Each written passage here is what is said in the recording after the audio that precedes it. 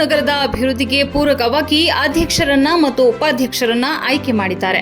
ಇದನ್ನು ಸಹಿಸದೆ ಕೆಲವರು ಶಾಸಕರ ಮೇಲೆ ಬುರದೆ ಚೆಲ್ಲುವ ಕಾಯಕದಲ್ಲಿ ತೊಡಗಿದ್ದಾರೆ. ಇದರಿಂದ ಯಾವುದೇ ಪ್ರಯೋಜನ ಅವರಿಗಿಲ್ಲ ಎಂದು ಕಾಂಗ್ರೆಸ್ ಮುಖಂಡ ಎಂ ಚಂದ್ರಮೌಳಿ ಖಾರವಾಗಿ ಕುಟುಕಿದ್ರು. ಕೋಲಾರ ನಗರಸಭೆಯ ಅಧ್ಯಕ್ಷರು ಮತ್ತು ಉಪಾಧ್ಯಕ್ಷರ ಮೀಸಲು ಪ್ರಕಟವಾಗುತ್ತಿದ್ದಂತೆ ಕೋಲಾರ ನಗರದಲ್ಲಿ ಪ್ರತಿಪಕ್ಷಗಳ ಸದಸ್ಯರುಗಳು ನಾಮುಂದು ತಾಮುಂದು ಎಂದು ಪೈಪೋಟಿಗೆ ಇಳಿದು ಗಟ್ಟಿಗೊಳ್ಳುತ್ತಿದ್ದಾರೆ. ನಮ್ಮ ಜನಪ್ರಿಯ ಶಾಸಕರಾದ ಕೊತ್ತೂರು ಮಂಜುನಾಥ್ ರವರು, ನಮ್ಮ ನಾಯಕರಾದ ವಿಧಾನ ಪರಿಷತ್ ಸದಸ್ಯರು ಮತ್ತು ಮುಖ್ಯಮಂತ್ರಿಗಳ ರಾಜಕೀಯ ಕಾರ್ಯದರ್ಶಿಗಳಾದ ಶ್ರೀ ನಾಸೀರ್ ಅಹಮದ್ ರವರು ಮತ್ತು ಮತ್ತೊಬ್ಬ ನಮ್ಮ ನಾಯಕರಾದ ವಿಧಾನ ಪರಿಷತ್ ಸದಸ್ಯರಾದ ಶ್ರೀ ಎಂಎಲ್ ಅನಿಲ್ ಕುಮಾರ್ ಅವರು ತಟಸ್ಥರಾಗಿದ್ರು. ಇದನ್ನ ಕಂಡ ನಾವು ಶಾಸಕರ ಬಳಿ ದೌಡಾಯಿಸಿ ನಗರಸಭೆಯ ಚುನಾವಣಾ ಸಂಬಂಧ ಯಾರನ್ನ ಅಧ್ಯಕ್ಷರಾಗಿ ಮಾಡುವುದು, ನೀವು ಸುಮ್ಮನಿದ್ದರೆ ಹೇಗೆ ಎಂದು ಪ್ರಶ್ನಿಸಿದಾಗ ಶಾಸಕರು ಯಾವುದೇ ರೀತಿಯ ಆತಂಕಕ್ಕೆ ಒಳಗಾಗಬೇಡಿ, ಇನ್ನೂ ಸುಮಾರು 14ರಿಂದ 15 ತಿಂಗಳು ನಗರಸಭೆ ಆಡಳಿತ ಮಾತ್ರ ಸಿಗುತ್ತದೆ. ಹಾಗಾಗಿ ನಗರದ ಅಭಿವೃದ್ಧಿಯನ್ನ ಗಮನದಲ್ಲಿಟ್ಟುಕೊಂಡು ಅಧ್ಯಕ್ಷರನ್ನ ಆಯ್ಕೆ ಮಾಡಬೇಕಾಗುತ್ತದೆ ಎಂದು ಹೇಳಿದಂತೆ ಹೊಸ ಮಹಿಳಾ ಮಣಿಗಳಿಗೆ ಅವಕಾಶ ಕಲ್ಪಿಸಿಕೊಟ್ಟವರೇ ನಮ್ಮ ಅಭಿಲಾಷೆಯಂತೆ ಅಧ್ಯಕ್ಷರನ್ನ ಮತ್ತು ಉಪಾಧ್ಯಕ್ಷರನ್ನ ಆಯ್ಕೆ ಮಾಡಿದ್ದಾರೆ.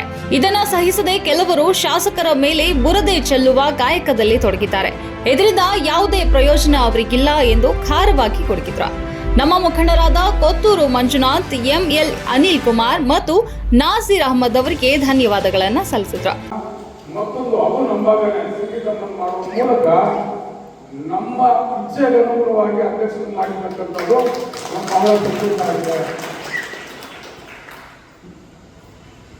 ಇವಾಗೇನು ವಿಧಾನ ಪರಿಷತ್ ಸದಸ್ಯರಿಬ್ಬರು ಮತ್ತೊಬ್ಬ ವಿಧಾನಸಭೆ ಶಾಸಕರಾಗಿರ್ತಕ್ಕಂಥವರು ಕೋಲಾರ ನಗರನ ಇನ್ನು ಮುಂದಿನ ದಿನಗಳಲ್ಲಿ ತಿಂಗಳು ಸಿಗುತ್ತೆ ಅವರಿಗೆ. 10 ದಿನಗಳು ಚೆನ್ನಾಗಿಟ್ಕೋಬೇಕು, ನಗರನ ಮರುನಿರ್ಮಾಣ ಮಾಡಬೇಕು. ಅದಕ್ಕೆ ಎಷ್ಟು ಹಣ ಬೇಕಾದ್ರೂ ನಾವು ತಗೊಂಡು ಕೊಡೋದು ಸಿದ್ಧಿರ್ತೀವಿ. ಆದ್ರೆ ಕರೆಕ್ಟಾಗಿ ಕೆಲಸ ಮಾಡೋದು ಬೇಕು. ಆ ಕೆಲಸ ಮಾಡೋದಿಲ್ಲ ಅಂತಂದಾಗ ಏನಾಗುತ್ತೆ ಅಂತಂದ್ರೆ ನಾವು ತಗೊಂಡ್ಬರ್ತಕ್ಕಂಥ ಅನುದಾನ ಹೋಮ ಕೊಡುತ್ತೆ ಅಂತ ಹೇಳ್ಬಿಟ್ಟು ಇವತ್ತಿದ್ದು ಹೆಣ್ಣು ಮಕ್ಕಳನ್ನ ಮನೆ ಸ್ವಚ್ಛವಾಗಿಟ್ಕೊಂತಾರೆ, ಸ್ವಚ್ಛವಾಗಿಟ್ಕೊಳ್ಳುವಂತ ಮನಸ್ಥಿತಿ ಇರ್ತಕ್ಕಂಥ ಹೆಣ್ಣು ಮಕ್ಕಳು ಮಾಡಿದ್ದಾರೆ. ಅದೇ ರೀತಿ ನಗರಸಭೆ ಆಯುಕ್ತರಿಗೆ ನಾವು ಹೆಣ್ಣು ಮಕ್ಕಳೇ ಕೊಡ್ತೀನಿ ಅಂತ ಹೇಳಿದ್ದಾರೆ. ಹಾಗಾಗಿ ಕೋಲಾರದ ಹೊಸ ಅಭ್ಯರ್ಥಿಗಳು ಕೊಡುವ ಮೂಲಕ ವಸ್ತನ ಕಂಡುಕೊಂಡು ವಸ್ತನ ನಮ್ಗೆ ಕೊಟ್ಟಿದ್ದಾರೆ ಅಂತ ಹೇಳೋದಕ್ಕೆ ನಾನು ಇಷ್ಟಪಡ್ತೀನಿ. ಬಂಧುಗಳೇ,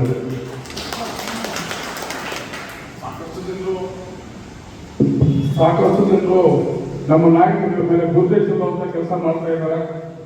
ಅದನ್ನೆಲ್ಲ ನಾವೆಲ್ಲ ನೋಡ್ತಾ ಇದ್ದೇವೆ. ಯಾರಿಗೂ ನಾನು ಅಧ್ಯಕ್ಷರಾಗಬೇಕು ಅಥವಾ ನಮ್ಮೂರು ಅಧ್ಯಕ್ಷರಾಗಬೇಕು ಅಥವಾ ನಮ್ಮ ಸಮುದಾಯ ಅಧ್ಯಕ್ಷರಾಗಬೇಕು ಅನ್ನೋದು ನಾವು ನೋಡಿದ್ದೀವಿ ಹೊರತು ಯಾರೋ ಒಬ್ಬ ನಗರ ಚೆನ್ನಾಗಿರ್ಬೇಕು ಅಂತ ಅನ್ನೋ ಮನಸ್ಥಿತಿ ದೂರ ಆಲೋಚನೆ ಇಟ್ಕೊಂಡು ನಮ್ಮ ನಾಯಕರು ಮಾಡ್ತಾ ಇದ್ದಾರಲ್ಲ, ಅದನ್ನ ಸಹಿತ ಕೆಲವರು ವಿನಾಕಾರಣ ಬುದ್ಧಿ ಚೆಲ್ಲುವಂತ ಕೆಲಸ ಮಾಡ್ತಾ ಇದ್ದಾರೆ. ಅದು ತಾತ್ಕಾಲಿಕ 2 ದಿನ ನಡೆಯಲ್ಲ ಅಂತ ಹೇಳ್ತಾ ಇವಾಗ ಏನು ನೂತನವಾಗಿ ಅಧ್ಯಕ್ಷರು ಉಪಾಧ್ಯಕ್ಷರು ಆಗಿದ್ದಾರೆ. ಇವರು ಒಳ್ಳೆ ಕೆಲಸ ಮಾಡಲಿ ಅಂತ ಆಶಿಸ್ತಾ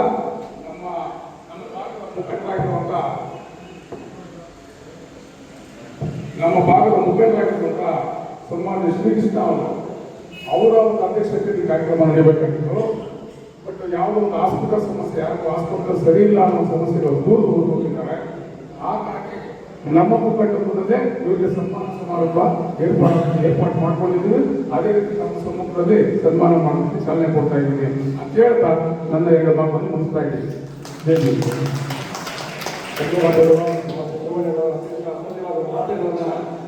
ಏನು ಅಧ್ಯಕ್ಷರು ಇವತ್ತು ವೇದಿಕೆಯಲ್ಲಿ ಆ ಸಂದರ್ಭಗಳನ್ನು ಒಳ್ಳೆಯ ಮಾತುಗಳನ್ನು ಸಂದರ್ಭಗಳಿಗೆ ನಾನು ಅಭಿನಂದಿಸ್ತಾ ಇದ್ದೀನಿ.